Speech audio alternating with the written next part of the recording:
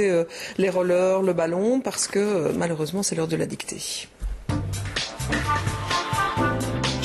Et je ne suis pas certaine que tout le monde va aimer ce moment qui nous est proposé par Raphaël, parce qu'effectivement tout ce qui est participe passé, subjonctif, impératif, la grammaire, l'orthographe en général, ça ne fait pas que des heureux, Raphaël. Non, c'est vrai, malheureusement c'est un problème, puisque figurez-vous que d'après une étude récente, eh bien, les élèves à l'heure actuelle font 50% de fautes d'orthographe en plus qu'il y a 20 ans sur une dictée. 50%, c'est quand même énorme comme phénomène. Question, comment se fait ce FAI, enfin voilà.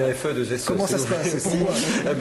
En tout cas, les raisons sont diverses et variées, mais celle qui revient la plus souvent, en tout cas celle que l'on montre le plus souvent du doigt, c'est l'évolution technologique. Il suffit de voir comment les adolescents discutent entre eux par SMS ou via MSN. Ouais, donc pour mettre beaucoup de texte sur un SMS, voilà, ça craint comme on dit, pour mettre beaucoup de texte sur un SMS, on écrit en abrégé ou bien de manière phonétique. Et par exemple, comment devient KMNT, pour dire comment vas-tu, KMNT, VS. Donc bonne chance pour comprendre ça et pour aussi faire évoluer l'orthographe. Maintenant, c'est peut-être une évolution de l'orthographe et de la langue. En tout cas, l'évolution sera-t-elle bonne ou mauvaise? L'avenir nous le dira. L'orthographe qui reste quand même celle qui se trouve dans les manuels scolaires, même si elle évolue un petit peu, qu'elle s'adapte. C'est vrai qu'il y a la nouvelle orthographe, mais ce qui est aussi intéressant dans ce phénomène de la mauvaise orthographe actuelle, c'est que ça ne concerne pas seulement les adolescents, ça concerne aussi les gens de notre génération, donc les gens qui ont 30-40 ans, puisque nos parents à nous font 37% de fautes d'orthographe en moins que nous en commettons. Ah oui, donc on en fait plus, on en fait moins nous que nos enfants, mais on en fait 37% beaucoup plus en plus que nos parents. Donc entre nos enfants et leurs grands-parents, ça fait quand même un grand fossé.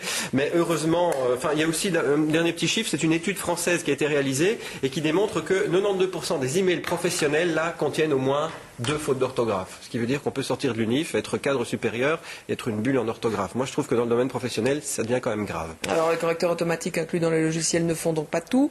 Ce qui est bien, c'est de pouvoir s'entraîner, de faire des dictées, ça c'est la solution. Voilà. Et on peut faire ça grâce au net. Et donc Eureka, on a trouvé ici au quotidien un site internet qui vous permet de manière totalement gratuite, site internet qui a été créé par un jeune français, de faire des dictées et aussi d'avoir des petits trucs. Il y a plus de 700 dictées qui sont, 730 je crois, qui sont proposées actuellement sur le site internet. Et vous pouvez aussi avoir des petits trucs et des moyens mnémotechniques. D'ailleurs, comment écrivez-vous mnémotechnique, Michael? Avec un bic et une feuille. Voilà, c'est ce que j'allais vous dire.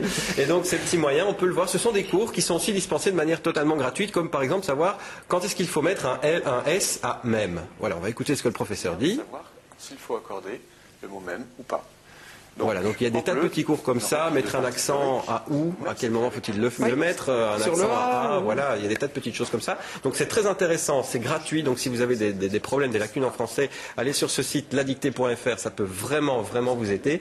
Et donc comme je l'ai dit, il y a des petites dictées qui sont disponibles, il y en a plus de 730 en MP3, il y en a de nouvelles qui arrivent chaque semaine avec des personnes qui viennent collaborer à ce site. Et donc Mickaël, je vous propose, et Véronique aussi, de faire la petite dictée. Je propose surtout à vous, parce qu'ici vous avez plus de difficultés que moi. Allons écouter pour voir si vous êtes aussi dans les personnes qui font 37% de fautes en plus que les parents. On y va.